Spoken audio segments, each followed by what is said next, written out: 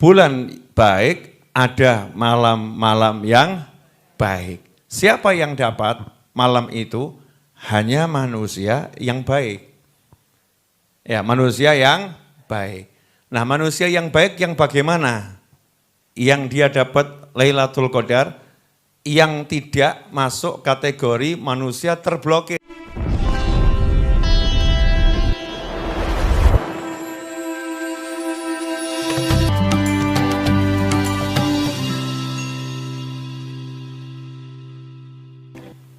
Apa yang ingin saya sampaikan sederhana, simple, karena khairul kalam maqal wadal. Sebaik-baik ucapan adalah yang qal sedikit wadal, tapi bisa menjadi petunjuk. Jangan banyak tapi buat pusing. Ya, sedikit tapi jadi petunjuk. Itu sebaik-baik ucapan. Nah, ucapan bagaimana yang sedikit tapi banyak petunjuknya? Itu ucapan Nabi Muhammad sallallahu alaihi wasallam. Kalau wahyunya Allah pasti, namanya juga ucapannya Allah. Tapi dari kalangan makhluknya Allah Ta'ala, ucapan yang terbaik adalah ucapan baginda Muhammad sallallahu alaihi wasallam. Di antara ucapannya baginda Muhammad sallallahu alaihi wasallam, dalam sebuah hadis beliau bersabda, khairun nas anfa'uhum linnas. Manusia yang terbaik adalah yang paling banyak manfaatnya untuk manusia yang lain. Pendek ya. Manusia terbaik yang paling manfaat buat orang lain. Udah gitu. Nah, itu manusia yang terbaik. Nah, sebentar lagi kita akan masuk bulan yang sangat bagus. Bulan yang sangat baik, meskipun semua bulan itu baik. Tapi bulan Ramadan adalah bulan yang istimewa. Bulan yang di situ ada satu malam yang lebih baik daripada 1000 bulan, yaitu Lailatul Qadar. Malam Al-Qadar, mudah-mudahan kita semua dapat malam itu, amin. Fi taatillah insyaallah, amin. Bulan baik, ada malam-malam yang baik. Siapa yang dapat malam itu? Hanya manusia yang baik. Ya, manusia yang baik. Nah, manusia yang baik yang bagaimana? Yang dia dapat Lailatul Qadar, yang tidak masuk kategori manusia terblokir. Ada orangnya sholat tapi diblokir. Puasa diblokir. Kan banyak tuh disebutkan dalam riwayat. Berapa banyak orang yang puasa yang didapat hanya lapar dan dahaga. Ya, yang didapat hanya lapar dan dahaga. Kenapa seperti itu? Karena ada hal-hal yang seharusnya tidak dia lakukan di bulan suci Ramadan ataupun di bulan-bulan yang lain, tapi dia masih melakukan di bulan suci Ramadan. Apakah itu? Nah, ini satu saja, nggak usah banyak. Yang satu udah sering saya bahas, ya durhaka sama orang tua. Udah sering kita bahas. Nah, satu lagi ini yang terjadi banyak di akhir zaman. Selain durhaka sama orang tua, musyahin. Orang yang saling bermusuhan dengan muslim yang lain, dengan orang lain. Musuhan. Ini kalau pakai bahasa pergaulannya ya, aku musuhan beda. Ya, aku musuhan sama dia gitu. Na'udzubillah min dzalik. Saling bermusuhan ini adalah suatu perbuatan yang menyebabkan yang bersangkutan sehebat apapun dia ibadah di bulan suci Ramadan diblokir, tidak bisa dapat Lailatul Qadar. Diblokir, nggak bisa dapat rahmah. Diblokir, nggak bisa dapat ampunan. Diblokir, nggak bisa dapat yang namanya dhamanah bil jannah, jaminan masuk surga. Kenapa? Karena Allah Subhanahu wa taala di bulan suci Ramadan itu sangat-sangat maha dermawan, semua dikasih ampunan.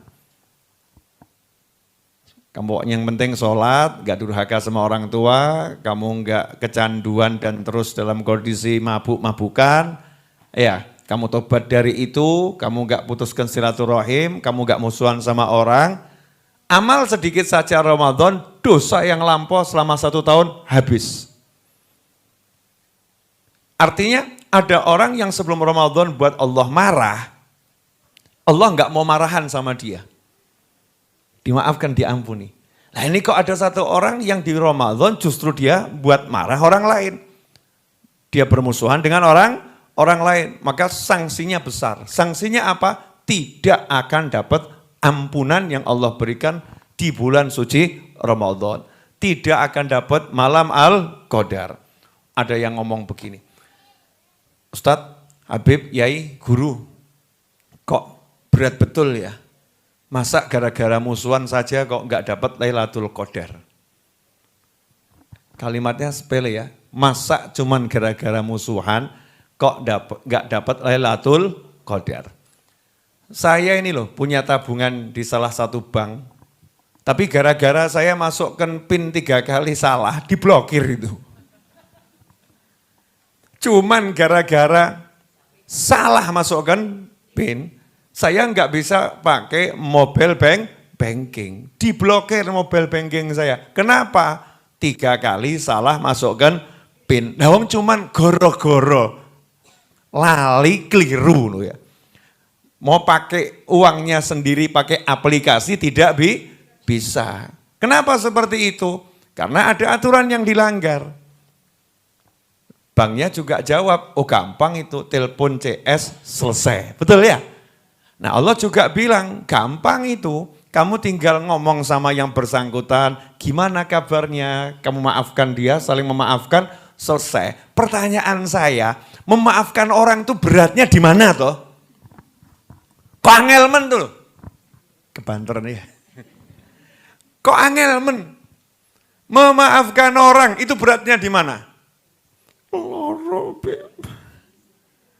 Sakit. Padahal gampang toh ya. Aku maafkan kamu, selesai. Ada yang kurang. Terus kalau kita maafkan orang, duit kita kurang. Enggak. Saya misalnya, saya kan alhamdulillah lumayan ganteng ya. Alhamdulillah. Terus kalau saya maafkan orang, ganteng saya kurang gitu? Enggak, jenengan ya alhamdulillah ayu, betul kan ya? Terus kalau jenengan itu memaafkan orang, cantiknya berkurang? Enggak. Kalau maafkan orang terus pangkatnya turun? Enggak.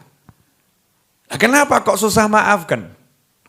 Nah itu, maka dikasih trigger sama Allah Ta'ala, dikasih satu pemicu, mau surga, selamat neraka, dapat ampunan, Lailatul Qadar, mau maafkan orang lain. Ojo musuhan. Jadi Allah ini membuat Ramadan itu bulan penuh perdamaian di jagat raya. Makanya jangan bicara perdamaian sama muslim, karena muslim itu hidupnya selalu diajarkan untuk berbuat damai. Assalamualaikum, damai untuk kalian. Damai semua, enggak ada. Sholat, saya udah sholat, tapi saya musuhan sama dia. Ya sholatmu bagus, musuhanmu elek. Nanti itu ada resiko yang diterima buat yang bersangkutan. Karena mengutamakan hawa nafsunya, mengutamakan egonya, mengutamakan dirinya, kemudian meremehkan Allahnya. Allah enggak tahu sakitnya hatiku, wedan loh. Gila enggak itu? Allah bilang maafkan dia. Allah enggak tahu betapa sakitnya hatiku. Allah enggak tahu dia melukai aku seperti apa. Gendeng gue. Gila gue. Na'udzubillah min dzalik. Allah enggak tahu perasaan saya. Seakan-akan ngomong begitu kan ya. Kalau dia berat memaafkan orang lain, dia enggak memaafkan orang lain, seakan-akan dia bicara seperti itu kepada Allah Subhanahu wa ta'ala. Apalagi ini ibu-ibu yang tersakiti oleh para suami. Masya Allah, sudah suaminya enggak ada, masih bisa blokir surgamu. Masya Allah, ngeri enggak itu? Sampai kiamat, aku tak mau melihat wajahnya lagi. Bagus, memang jangan, bukan mahramnya. Ya, bukan suaminya lah lagi. Ojo mbok sawang-sawang, ojo mbok deleng-deleng, ojo bagus. Tapi dalam konotasi yang positif. Bukan dalam konotasi menyimpan rasa benci sampai mati, aku nggak akan ngelayat. Bagus. Ya, ojo mbok layat gak apa-apa, tapi dongakno. Allahumma gfir lil muslimina wal muslimat. Kelengan, mantan bojo muslim. Muga-muga selamat dunia akhirat. Masya Allah. Bagus. Allahumma gfir lil muslimina wal muslimat. Yang satu itu jangan ya Allah. Aneh atau enggak aneh itu? Aneh kan? Kok seneng musuhin orang lain? Kok seneng dia nyimpen rasa gak suka sama orang lain? Sehingga hidupnya gak enak.